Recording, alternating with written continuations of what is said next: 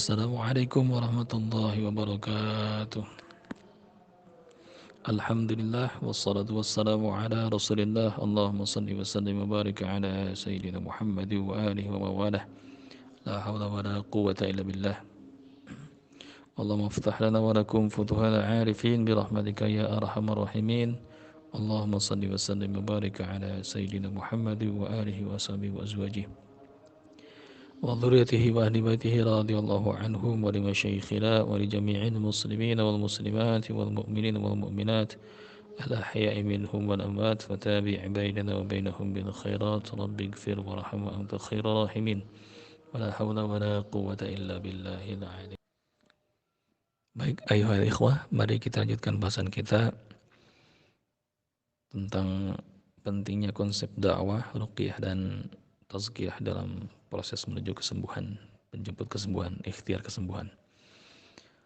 Di waktu yang lalu kita telah bahas pentingnya mendahulukan pemahaman dan dakwah sebelum prosesi ruqyah. Ini berkaitan erat dengan asbab atau sebab penyakit yang harus kita ketahui dan pasien kita ketahui, sehingga mereka menghindari bahkan menuntaskan apa yang jadi masalah mereka selama ini. Terutama mereka yang memang terikat dan terbelenggu oleh masalah tersebut. Apa saja sebab-sebab gangguan tersebut kita telah bahas di waktu yang lalu, namun singkatnya kita bisa jelaskan bahwa gangguan yang sifatnya non medis penyebabnya tidak jauh dari antara 5 perkara. Yang pertama, bisa jadi dia akibat jin saka atau jin keturunan atau jin nasab. Yang kedua, barangkali dia memiliki benda-benda yang dianggap yang dikeramatkan, yang dianggap keramat atau pengundang jin. Yang ketiga, bisa dari sihir kiriman. Yang keempat, bisa dari ain hasad. Yang kelima, bisa karena dicintai jin atau karena gangguan jin biasa. 5 perkara ini bisa dikembangkan menjadi beberapa bagian dan memiliki spesifikasi khusus masing-masing dengan ciri-ciri masing-masing. Seperti misalkan seorang yang sering mendatangi kuburan atau makam, kemudian melakukan ritual-ritual di luar sunnah, maka ini besar kemungkinan orang tersebut mempunyai atau mengalami gangguan ketika di hari tua atau mungkin di hari-hari kedepannya. Karena mau tidak mau bermuamalah dengan bangsa jin ini membutuhkan atau memerlukan harga yang cukup mahal untuk ditebus oleh keimanan kita dan berakibat kepada sakitnya di antara salah satu anggota tubuh kita. Atau mungkin orang yang sering berlangganan suatu makanan seperti misalkan mie ayam atau bakso atau berkuah atau yang lainnya, kemudian dia merasakan sakit di area lambung dan sambungnya ke vertigo sehingga dia memanggil-manggil atau kecanduan makanan tersebut. Mau tidak mau setiap hari atau mungkin setiap minggu dia harus jajan makanan tersebut. Dan ketika makanan tersebut dibawa ke rumah, memang rasanya berubah. Inilah ciri-ciri sihir yang sifatnya masyrub atau makul. Nah, insyaallah kita pernah bahas di waktu-waktu yang lalu tentang penyebab-penyebab apa saja yang menjadi sebab gangguan-gangguan yang sering kita tangani di masyarakat. Inilah pentingnya konsep dakwah, ruqyah dan tazkiyah. Jadi yang kita pelajari insyaallah mudah-mudahan berkah adanya. Dan ketika antum semua bergerak di dunia dakwah dalam pengobatan ini, maka kita akan lebih mudah menjaring semua masyarakat, terutama orang-orang yang hilang arah, yang tidak paham akan tauhid dan tidak paham akan konsep agama ini sendiri, sehingga kita kembalikan mereka kepada jalur yang seharusnya mereka menempuh di atasnya, sebagaimana dicontohkan oleh baginda Nabi SAW, yang tidak tersesat, yang tidak mengikuti apa yang kebanyakan orang ikuti, sehingga orang-orang yang tadinya menjauhi agama karena takut dan ragu, mereka teguh memegang agama ini insya Allah. Maka ada konsep dakwah terlebih dahulu sebelum ruqyah. Ajak dulu, pahamkan dulu pahamkan dulu apa yang menjadi sebab permasalahan itu. Kemudian setelah masalahnya ditemukan, sumber masalah ditemukan, maka tinggal pembuktian dengan ruqyah. Dan setelah ruqyah nanti ada tazkiyatun nafs, pembersihan jiwa. Saatnya merubah, saatnya mengambil benda-benda yang diakan rapat itu. Saatnya mencari buhul, saatnya untuk mendawamkan amalan-amalan sunnah yang kelak menjadi benteng yang paling kuat untuk perlindungan dirinya dan keluarganya dari gangguan syaitan, la'natullah alaihim. Ada pertanyaan, kenapa konsep ini penting atau kenapa pasien atau marki wajib kita fahamkan terlebih dahulu sebelum kita lakukan proses ruqyah? Karena ini akan sangat membantu nantinya ketika kita melakukan prosesi terapi ruqyah. Membantu artian menuntaskan masalah mereka yang mereka hadapi, dan kita tidak ada niat sedikit pun untuk berbuat zalim pada mereka sehingga mereka jadi langganan ruqyah kita. Nah, seperti itu. Jadi mereka datang kepada kita mengeluhkan apa yang mereka keluhkan selama ini, baik di hubungan rumah tangga mereka, kehidupan mereka, tidur mereka, cara mereka bersikap dan lain sebagainya. Bahkan mengeluh di bagian-bagian area tubuh yang tidak kunjung sembuh, menahun, bahkan ketika mendatangi para medis mereka menyatakan bahwa tidak ada gangguan di dalam fisiknya, tapi mereka merasakan gangguan itu. Maka itulah peran kita sebagai manusia yang paling bermanfaat, manusia yang bermanfaat untuk sesamanya. Kita tolong saudara kita, maka Allah akan tolong kita. Makan seorang muslim itu bersaudara, dan kita saling menolong, dan kita senantiasa berada dalam pertolongan Allah selama kita menolong saudara kita. Maka kita termasuk orang-orang yang diagungkan oleh baginda Nabi SAW. Khairukum khairun nas anfa'uhum linnas. Manusia yang paling baik adalah manusia yang paling bermanfaat untuk manusia yang lain. Maka ambil kesempatan itu dan kita ajarkan kepada mereka. Ini konsepnya sama seperti orang-orang yang sekarang di jalur depan misionaris, yang mana ketika mereka mengadakan pengobatan gratis dan mereka memberikan bantuan-bantuan yang sifatnya mendasar atau primer, sehingga banyak masyarakat kita yang dimurtadkan seketika itu. Maka kita harus berlomba dengan mereka, dan Nabi telah mengajarkan kita ribuan tahun yang lalu. Sehingga kalau kita tinggalkan millah ini, kita tinggalkan sunnah-sunnah ini, maka keagungan itu pun akan akan hilang.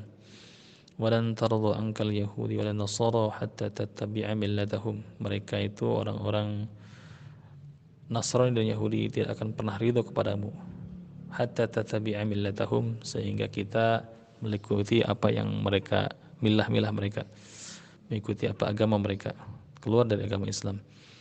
Maka ini jadi antisipasi, semoga kajian-kajian ruqyah seperti ini kita semarakan agar masyarakat semakin faham bagaimana mereka mengatasi masalah seperti sakit yang ringan ataupun berat, bahkan saja kelas kanker stadium 4 pun dengan ruqyah syariah insyaallah dan biidznillah Allah turunkan kesembuhan dan berkah di atasnya. Maka kita ajarkan sebelum pasien kita, sebelum marki kita lakukan ruqyah terapi. Kita fahamkan, maka perlunya itu dialog sebelum prosesi ruqyah. Jadi semisal ada pasien yang datang kepada kita atau kita diundang ke rumah pasien atau marki, maka hal yang paling pertama yang harus kita tanyakan kepada mereka adalah kenapa mau diruqyah. Nah, itu dia. Itu jadi alasan kenapa mau diruqyah. Mungkin dia mengeluhkan saya sakit di anu area tubuhnya disebutkan. Terus kita tanyakan apa sering bermimpi anu. Cocokkan, dan setelah itu kita diagnosa lebih lanjut dengan pertanyaan-pertanyaan yang mendasar yang sifatnya diagnosa, sehingga kita temukan titik penyebab gangguannya itu di mana. Nah, setelah itu kita bisa lakukan screening atau scanning jiwa. Barangkali betulkah apa yang dikatakan itu dengan sakit yang bersambungan dengan yang ada di dalam tubuhnya. Bisa dengan ayat-ayat yang standar, misalkan Al-Fatihah saja 3 kali atau 7 kali. Kita sarankan kepada pasien kita untuk mendengarkan dengan khusyuk, dengan fokus. Jangan ikut baca-bacaan kita atau jangan baca bacaan yang lain.